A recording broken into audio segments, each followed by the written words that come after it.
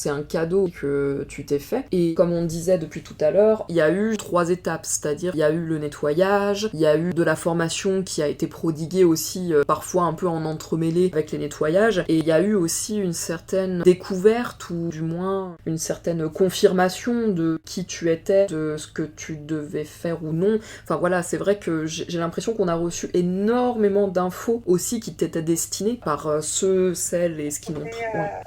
C'était pas forcément quelque chose auquel je m'attendais en réalisant les méthodes sous cette demande de soins et de formation. C'était vraiment arrivé comme un peu comme une surprise ou un peu comme une cerise sur le gâteau. On peut voir ça comme on veut. Mais j'ai eu l'opportunité, à travers des choses que tu m'as dit, qui ont été transmises aussi, d'en apprendre plus sur moi-même. Il y a eu à la fois cette question de lâcher prise et de dire voilà, maintenant c'est bon, à la fois t'en as assez bavé pour autrui et fais les choses pour toi, et aussi des choses qui ont été dites à travers ta bouche. Je pense que c'est la formulation la plus juste. Qui étaient des choses dont tu n'étais a priori pas au courant, mais qui résonnaient pour moi.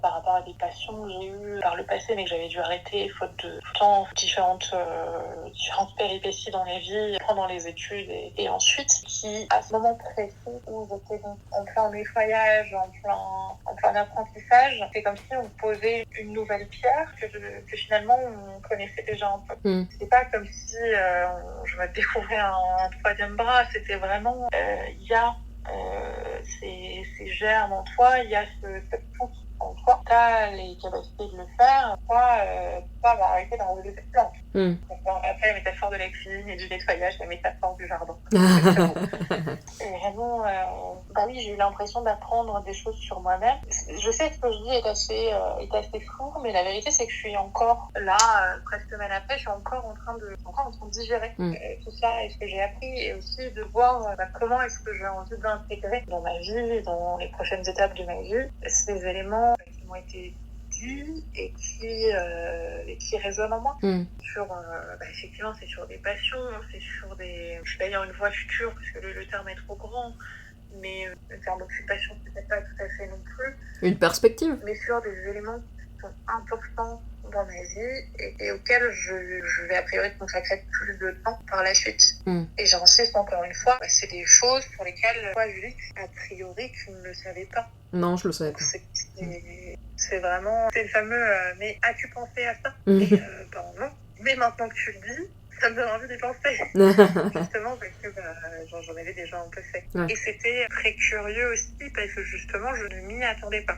Mais c'est vrai que c'est l'un des points forts que je retire aussi de cette session Renaissance, parce que je suis venue avec des attentes, et j'ai l'impression d'être repartie avec des bonus. Ah, ok, génial. Donc ça veut dire que pour toi, en fait, t'étais venue chercher, peut-être consciemment ou inconsciemment, quelque chose, et qu'au final, est-ce qu'on pourrait dire qu'on t'a apporté ce que tu attendais, et même au-delà? Oui, c'est exactement ça.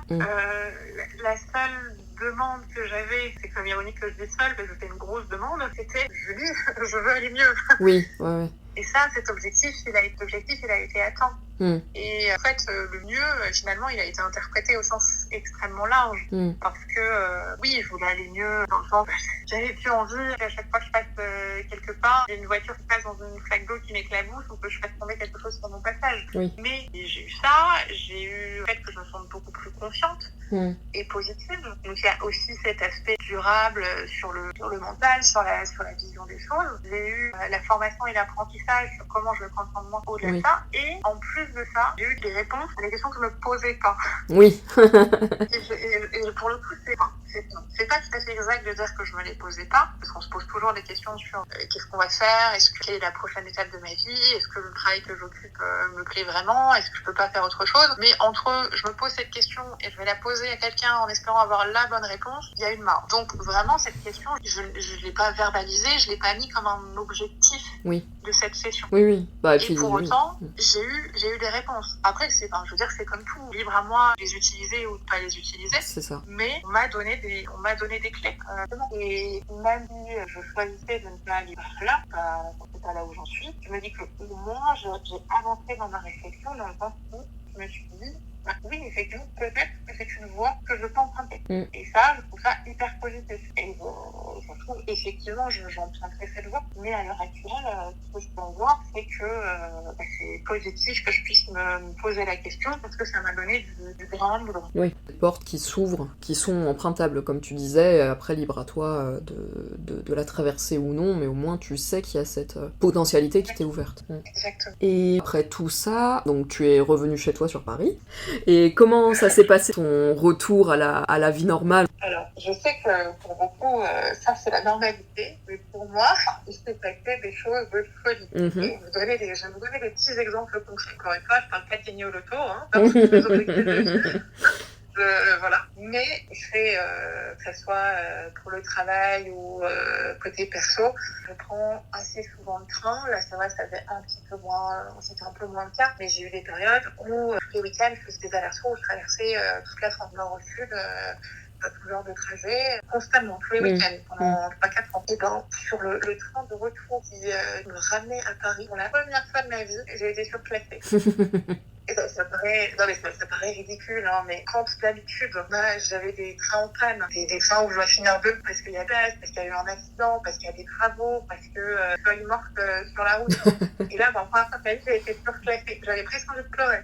Wow. C'était la première chose. Et je suis rentrée à bon port. Et le lendemain, j'ai eu quelques éléments du quotidien qui se sont bien passés et auxquels je ne m'attendais pas forcément. Vous l'aurez compris, même si je brûle beaucoup de choses, je passe un temps certain dans ma cuisine. Et ça m'arrive de faire tomber des choses dans les placards très hauts. Je suis rentrée chez moi et je voulais cuisiner et j'ai fait tomber un bocal. Le placard était à peu près à hauteur de tête. Ce bocal en verre est tombé sur le sol et il ne s'est pas brisé. Wow. C'est très bête, mais c'est extrêmement apaisant. Bah oui, forcément, oui. Pour la famille, je n'ai pas cassé quelque chose que je fais tomber. Waouh, ça c'est cool. Ouais. Et ça, pour moi, ça fait partie des petites victoires du quotidien. Et d'ailleurs, c'est une des premières choses que j'ai écrites à Julie quand je suis rentrée. Je lui ai dit, j'ai fait tomber un bocal qui ne s'est pas brisé. Ouais, je me souviens. Et au-delà de ça, j'ai eu un élément extrêmement positif aussi au travail. C'était presque similaire aux fameux erreurs de la banque en votre faveur. Oui, c'est vrai, tu m'avais expliqué, vas-y, raconte. Il n'y avait aucune raison pour qu'a priori j'en bénéficie, mais j'ai eu une bonne nouvelle de ce côté-là, que je mets aussi sur le coup de cette chance qui revient, ou peut-être de cette malchance qui n'est plus là, ça dépend de quelle manière on le perçoit.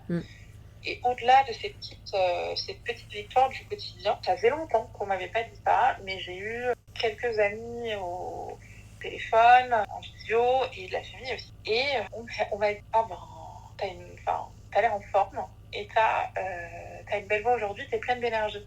Et ça faisait, je sais pas, presque vraiment un an où à chaque fois c'était, t'as l'air fatiguée, repose-toi, ça va pas, tout ça. Et là, pour la première fois, on me disait, t'as l'air en forme.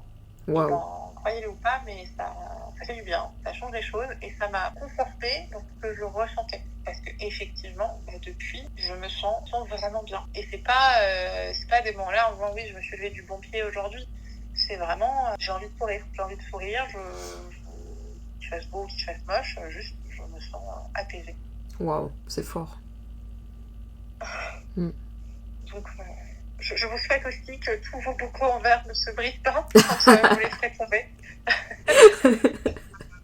Pouvoir comme ça sourire et je l'ai déjà dit à Julie, mais j'en profite pour le répéter parce que c'est important. Je suis vraiment reconnaissante de tout le travail qui a été fait. Oui. Et je sais que le fait que je me sente bien aujourd'hui,